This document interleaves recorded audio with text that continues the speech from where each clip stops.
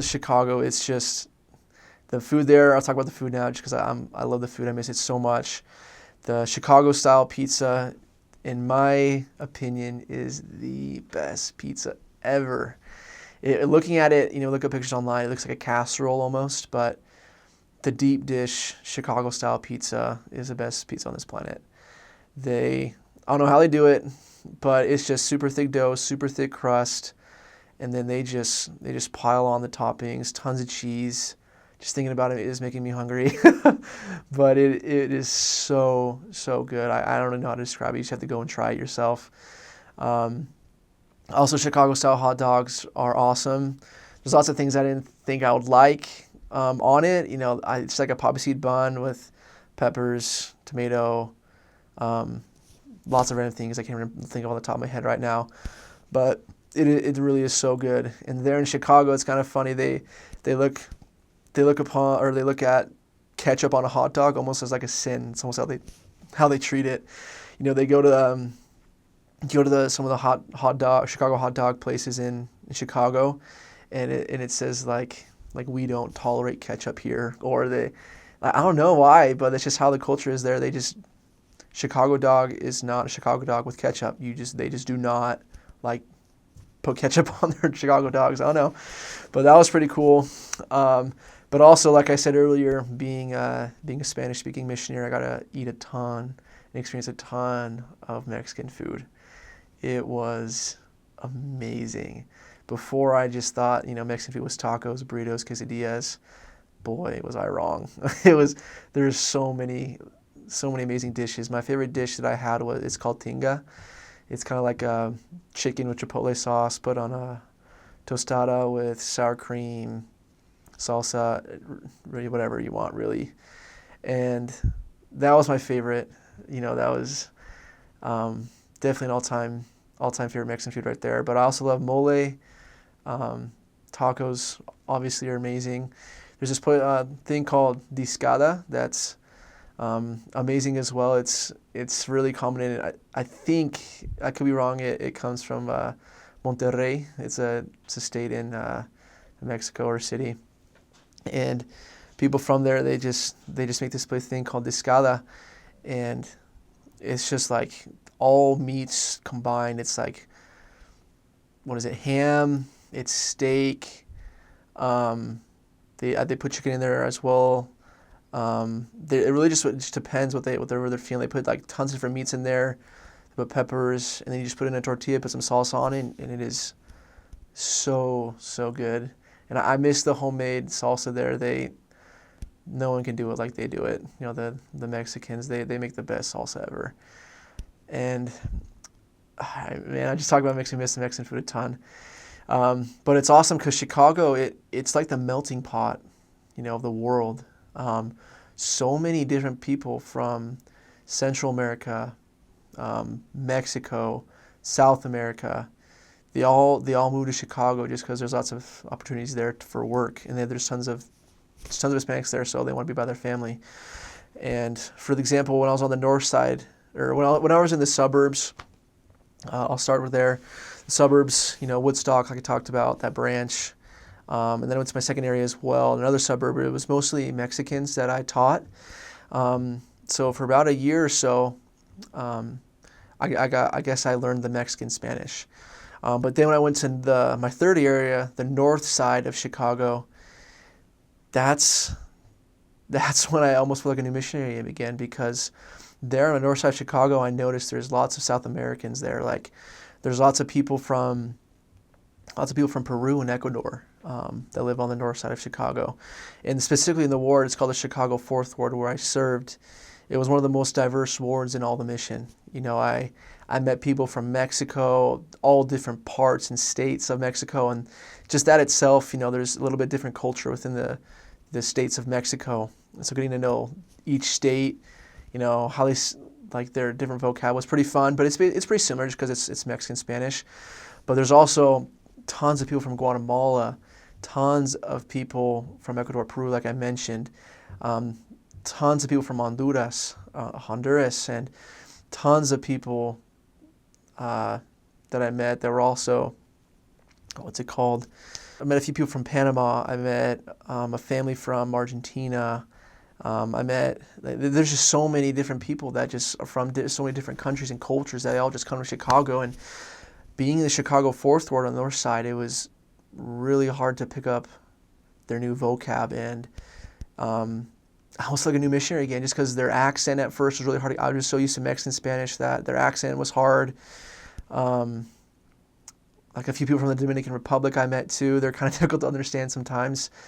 So I just every day I just interacted with people from different countries, and at first it was hard, but I served there for 5 transfers, so that's about 8 months, and I got used to it. After my first transfer, I just started getting used to it. I started asking tons of questions to the members. I'm like, hey, so like, Mexico, they say this as this, or they say corn is this, but like I've heard you say corn is this. Is that, how do you say that? And I just started asking them tons of questions. They would help me, teach me, and I started getting used to the different accents. And it got to be really fun. Once you start to figure it out, it gets really fun. Like you start talking to people on the streets, and you can start to figure out, oh, okay, they do this with their accent. They're probably from here. And I got pretty good at it. Also, there's tons of people from Puerto Rico, just from everywhere. And they all have different food. They all have different culture. So just going and eating with them, meeting with them, interacting with them, you just got to know a little bit of their culture. And it was so much fun. To this day, I love getting to know people's culture, because of my mission, and just seeing where they come from and why they are the way they are. So that was amazing. Had a variety, so many different ways of food, so many different things, so many different, food that are cooked differently. I made a little cookbook, myself throughout my mission, and kind of made notes of how to cook certain ways, and it was awesome. I loved that, and definitely talking about this makes me miss Chicago a ton. So on my mission, I've kind of already talked about the food a little bit in Chicago, how the Chicago style pizza, which is amazing, deep dish, nothing beats it. The Chicago hot dog, absolutely amazing as well, and how they frown upon ketchup there. There's no way that they allow ketchup, for Chicago dog. Like I said, in some of the stores I visited, it just said ketchup's not allowed here. But I think probably the grossest food that I ate, which I feel bad because I love Mexican food, but there's some things that I just don't like it. Some people do, some missionaries like it, but for me, probably the weirdest thing that I had was baked cactus, or it's called nopales in Spanish, and it's just like it has like this slime to it. Like for whatever reason, maybe it's better cooked another way, but the memory that I have is that they cut the cactus or whatever, got it from the store, however they cook it, and then they put it on like this pan, and then they bake it, or at least how I had it, and then they take it out, and you can kind of see like this layer of slime on it, and I was like, oh no, I just do not want to eat that, and but obviously, missionary, I eat whatever's put in front of me, and I remember just eating it and just swallowing it, and just like it just slithered, and just slime just went down my throat, and I could just feel it go all the way down. I was like, oh, it just makes me kind of do shrug my shoulders, and it was just so gross. I did not like it, but I had to eat it. I don't want to offend the people that I was teaching. So it was fun. And another thing that you learn in your mission too, especially in the Hispanic culture, is if you don't eat whatever's put in front of you, then the people that are going to get offended, and that can be very hard, very bad, especially when you're trying to build a relationship and build their trust. You need to eat whatever is put in front of you. So many times on my mission, there was, if I was eating, but I was just eating kind of slow, and then people or the members or the investigators would ask me like, you don't like my food? I'm like, no, I love it. And I started eating a little bit faster, and some people, that's what their culture is. They work hard to make a good meal for you, and if you don't eat it, they get offended. Bottom line. And if you gotta eat whatever's in front of you. And the thing is though, it's kind of tricky, because if you eat fast, then they know you liked it, and so they do not hesitate to get you another full plate. And so I learned that very quick as a new missionary. I love the food, but man, I ate so much when I was a new missionary, just because I would eat the food and it was so good, and they just keep on going, and they loved it though. The more you eat, the happier they are, it seems. And so that's one thing I would suggest is learn to eat. Eat a lot, and you're gonna build a trust with the members. Members are gonna love you. They love me just because I eat so much too, and I always compliment them on the food and how awesome I thought it was, and that's how you earn a lot of trust. But just make sure you work out in the morning. If you're in a bike area, you should be okay just because you're biking around all the time. But if you're in a car area, eating a lot, make sure you exercise because that's when it gets pretty dangerous. That's when you can start to gain a lot of weight.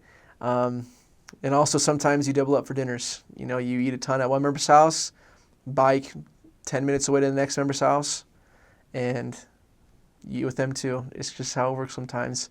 It helps you build relationships with the members to get referrals, and so just get ready. The most I ever did was 3 in a day. That was only once, and I never want to do that again. I physically felt pain from eating so much. I've never experienced that in my life, but after the first meal, I was full. The second meal, about 30 minutes later, I went and I ate a ton just because they just kept on giving me food, and I was like, oh my gosh, just kind of freaking out, and I was extremely full the second time. Like there's no way I could fit anything more, but we still had another dinner appointment, and we really wanted to earn the trust of this member, and we really just wanted to work with them because she had friends who were members. And so me and my companion were just like, how are we going to do this? We're both just wanting to throw up, and we're just dying. And then we go in there, and she just opens up a huge just box of just pre-made tacos that she just got done making homemade. She's like, all right, I'll just eat up. And then after 3, well, I was already full, but after 3, I was like, I don't think I can do this anymore. And then she's like, Elder, you usually eat a lot. Like, come on, I want you to eat at least 3 more. And I was just like, at that time, I was like, oh my gosh. I was looking at my companion, I'm like, oh my gosh, how am I going to do this?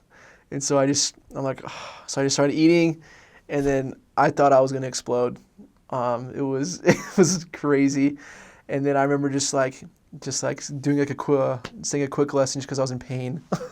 And then after we got out, we went out to our car afterwards, and I just got in the car, leaned back, and I was just in pain, just breathing heavily, just sweating, and just in pain. And it was in the summer, so it was like 90 degrees outside, super humid. Oh, I was dying. It was a hard day. It was definitely hard to go out and work, but I did.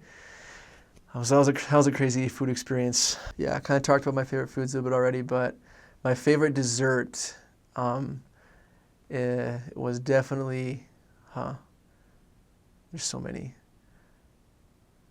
I loved arroz con leche, which is just like I don't even know how to explain it in English. It's just like rice pudding, something like that. And it was really good. I love that. Easy to make, just simple, but there's always a lot of it. The members make it really good. And I also love flan. That's very common, but there's nothing that beats homemade flan. It was so good. But for me personally, they also love gelatin. Yeah, they love gelatin. The Hispanic culture, and so that they treat it as like a dessert sometimes too. They give you flavored gelatin. I didn't like that. That was one dessert I didn't really like, but yeah, the Mexican food, the Hispanic food is the best. I miss it so much.